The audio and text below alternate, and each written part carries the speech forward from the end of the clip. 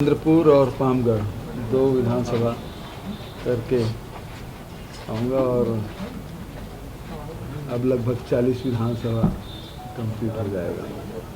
आप लोगों की तरफ से सवाल हो? मुख्यमंत्री जी, सबसे बड़ी बात अभी जो देश में आ रही है, अर्थशास्त्रियों ने चिंता व्यक्त की है कि जो रुपया कमजोर हुआ है तो मोदी सरकार की नीतियां और योजनाएं फेल मानी जा रही हैं। हाँ, वो वित्त मंत्री जी कह रहे हैं कि रुपया कमज़ोर नहीं हुआ, डॉलर मजबूत हुआ है।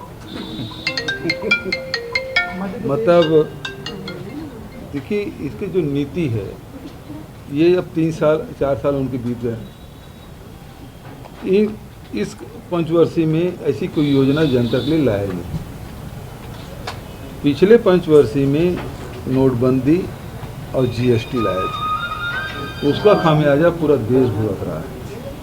बेरोजगारी और दूसरी तरफ महंगाई, जीएसटी के कारण से महंगाई और नोटबंदी के कारण से बेरोजगारी, ये दोनों बढ़ा है।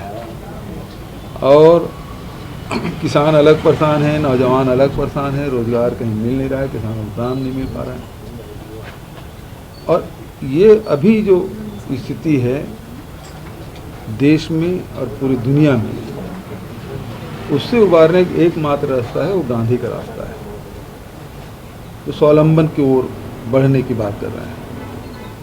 आज पूरी दुनिया में ऊर्जा के संकट है, चाहे वो पेट्रोलियम के मामले में कहें, चाहे गैस के मामले में कहें, चाहे प्राकृतिक गैस के मामले में कहें, या कोयला के कहें, बिजली की कहें। ये ऊर्जा एक बड़ी संकट के रूप में पूरी दुनिया के सामने आया है, क्योंकि ये जो युद्ध हुआ है, हो रहा है रूस और यूक्रेन के बीच में, उसके कारण से जो यूरोप में जो गैस पाइप जा रहा था वो बाधित हुआ। उसके कारण से पूरा यूरोप है वो थर्मल पावर की ओर जा रहा है, बिजली का दर बढ़ा हुआ है, वहाँ के लोग सड़कों पे आ रहे हैं, स्थिति बहुत भयावह है।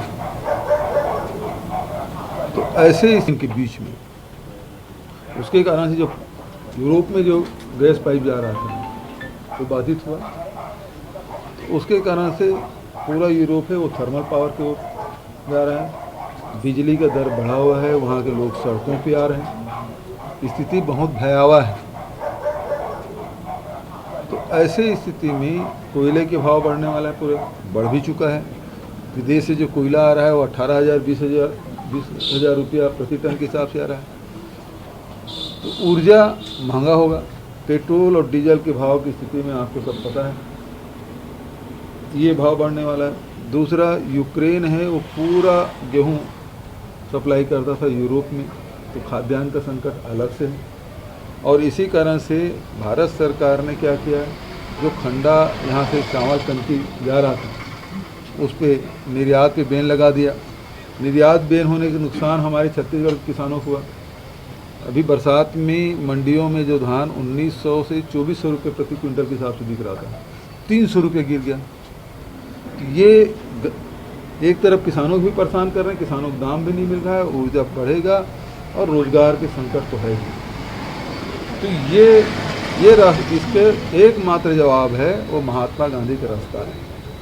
और महात्मा गांधी के रास्ते पे हम लोग चल रहे हैं छत्तीसगढ़ में सुराजी गांव योजना के माध्यम से। खाद वही बना रहे हैं, गोबर से बिजली भी बनेगा, गोबर से पेंट भी बन रहा है, गोबर से जैविक खाद भी बन रहा है एक तरफ वो। दूसरी तरफ रूरल इंडस्ट्रियल पार्क जो हमें जो आवश्यकता है वो ही उत्पादन करें, तो लोगों को रोज़गार भी मिलेगा व्यापक पैमाने पे। हर ब्लॉक में 2 रूरल इंडस्ट्रियल पार्क इस साल खोले हैं, लेकिन डिमांड इतनी अधिक आ रही है, हमें उम्मीद नहीं थी कि इतना डिमांड आएगा, लेकिन ज़बरदस्त डिमांड है। तो ये लोगों की मांग है और उसके अनुरूप आपको योजना बनानी होगी। और जब तक कि आप उस अर्थव्यवस्था, हर आदमी के आय में कैसे वृद्धि हो, इसके बारे में आप नहीं सोचेंगे, और यदि आप कहेंगे कि देश 5वें अर्थव्यवस्था, हर आदमी के आय में कैसे वृद्धि हो, इसके बारे में आप नहीं सोचेंगे, और यदि आप कहेंगे कि देश 5वें अर्थव्यवस्था वाला था अब 4था हो गया और पहले भी आ जाओगे, तो जो गांव का आदमी है, शहरों के आदमी है, वो तो गरीब ही होगा, उसके आय में कोई वृद्धि होने वाली नहीं है। चंद पूंजीपतियों के पैसे में वृद्धि हो रही है। एक तरफ बेरोजगारी बढ़ रही है, दूसरे तरफ हमारे यहाँ के उद्योगपति 10वें नंबर से खिसक के 4थे नंबर, दूसरे नंबर, पहले नंबर पे आ रहे हैं। तो आप यदि कहेंगे प्रति व्यक्ति आय यदि हिसाब निकालेंगे तो ज़्यादा आएगा, लेकिन वास्तविक उसका 2, 4, 5 लोगों को हटा दीजिए उसके वर्थ को, उसके बाद प्रति व्यक्ति आय निकाल के देखिए बना क्या स्थिति बनेगी। तो ये जो अर्थव्यवस्था भी जो चल रही है वो पूरी तरह से फेल है। आरक्षण मामले को लेकर के आप अजय? कल आदिवासी नेताओं से मुलाकात की है, सांसदों विधायक से बात की आरक्षण को लेकर के। भारतीय जनता पार्टी तो आरक्षण भी खत्म कर रहे हैं, वो तो चाहते ही नहीं। और देख लीजिए 2005 से लेके अब तक की क्या किया, जब तक 18 में थे तब तक थे। दूसरी बात यह है कि आरक्षण देना मत पड़े, इसके लिए जितने भी सार्वजनिक उपक्रम है सबको बेच रहे हैं। बालको बिका, भिलाई बिकने वाला है, नगरनार बिकने वाला है, रेल बिकने वाला है, रेलवे स्टेशन बिकने वाला है, उसमें भर्ती बंद कर दिए, एयर इंडिया बेच दिए, एयरपोर्ट बेच दिए। तो आरक्षण का लाभ कहाँ मिलेगा जब पद ही नहीं रहेगा। सेंट्रल गवर्नमेंट ने भर्तियाँ भी बंद कर दिए हैं और सार्वजनिक उपक्रम में जहाँ नौकरी मिलती थी वो भी बंद कर दिए। तो दोहरा मार। आरक्षण